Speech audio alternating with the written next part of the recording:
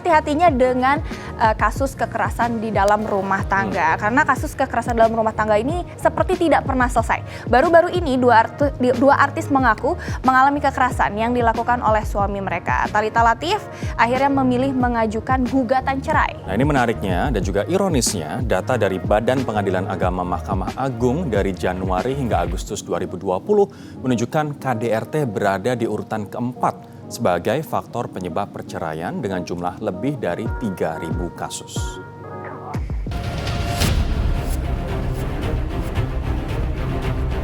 Inliners, kekerasan dalam rumah tangga memang nggak pandang bulu ya. Bisa menimpa siapa saja, nggak peduli status ekonomi, kecantikan, atau jabatan sekalipun. Semua bisa mengalaminya. KDRT-nya kayak gimana, Kak? Oh, KDRT-nya saya dilempar kok pakai handphone ke muka saya sampai berdarah bibir saya, sampai dagu saya, gigi finiran saya sampai patah 2 yang di bagian depan. Artis peran Thalita Latief akhirnya pun tak sanggup lagi menahan sakit atas perlakuan kasar sang suami. Ia memutuskan menggugat cerai sang suami dan mengakhiri bahtera rumah tangganya yang telah dibina sejak tahun 2016 lalu.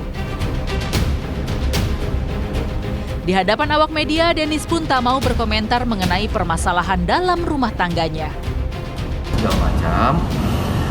Saya lebih memilih sekarang no comment saja demi berjalan lancarnya sidang. Kisah pilu menjadi korban KDRT juga muncul dari artis lawas Yuyun Sukawati. Ia mengaku sering disakiti baik secara fisik maupun verbal oleh Fajar Umbara suaminya. Inliners, bagi penyanyi cantik Nindi Ayunda, KDRT yang dilakukan sang suami Askara telah menghancurkan mental dan menimbulkan trauma psikis yang mendalam. Nindi tak lagi bisa menaruh kepercayaan kepada orang-orang di sekitarnya. Yuyun, Thalita, Nindi hanyalah sebagian kecil dari potret kekerasan yang dialami perempuan Indonesia. Kementerian Pemberdayaan Perempuan dan Perlindungan Anak mencatat, selama Februari hingga Juni 2020 terjadi 523 kasus KDRT dan 787 kasus kekerasan terhadap perempuan. Dan yang mengejutkannya lagi, sepanjang Januari hingga Agustus 2020 ada 3.312 kasus perceraian terjadi karena KDRT. Wow! Inliners, pastinya memang sulit ya memprediksi perilaku KDRT. Seseorang yang berperilaku baik saat pacaran bisa berubah menjadi pelaku KDRT akibat rasa marah dan emosi yang tidak bisa dikontrol. Ketika nanti dia harus jadi istri, harus berumah tangga, itu sejak dia bisa bilang ya atau tidak gitu ya, itu penting gitu. Jadi latih anak-anak perempuan kita untuk asertif tuh, berani untuk bersikap, kalau bagus bilang oke, kalau tidak bilang stop, no gitu. Lalu yang kedua, latih untuk secara ekonomi mandiri. Namun yang lebih penting dari itu semua, Inliners, korban KDRT harus berani bercerita dan mencari bantuan ya. Jangan sampai bertahan dan memendamnya sendirian, karena ini tentunya akan merusak fisik dan mental.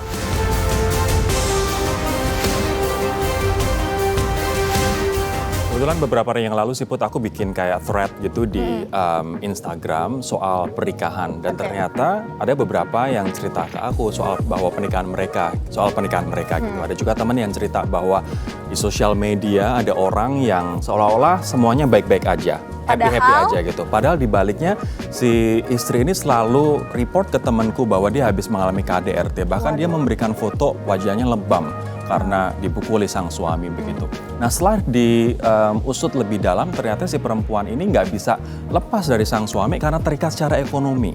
Dia nggak bisa mandiri, dia nggak punya penghasilan, nggak punya pekerjaan, akhirnya terikat secara ekonomi dan nggak bisa keluar dari kungkungan si suami ini. Sehingga domestic abuse atau kekerasan dalam rumah tangga terus saja terjadi. Gitu. Kalau aku sih setuju karena kalau misalnya kita balik lagi ke tadi pendapat di video, kalau kita punya financially stable, independent, dan kita berani bersikap, akhirnya kita berani untuk melepaskan diri dari situasi dari tersebut. hubungan itu. Ini artinya penting banget untuk para perempuan di luar sana untuk kita menjadi pinter, untuk kita menjadi independen, untuk kita menjadi able atau Yes. mampu secara ekonomi sehingga kalau terjadi apa-apa kita bisa lepas dari pernikahan yang penuh dengan kekerasan itu. Dan sekarang ada juga gerakan yang saat ini sedang menjadi gerakan global yakni Signal for Help atau sinyal untuk meminta bantuan. Gerakannya seperti ini.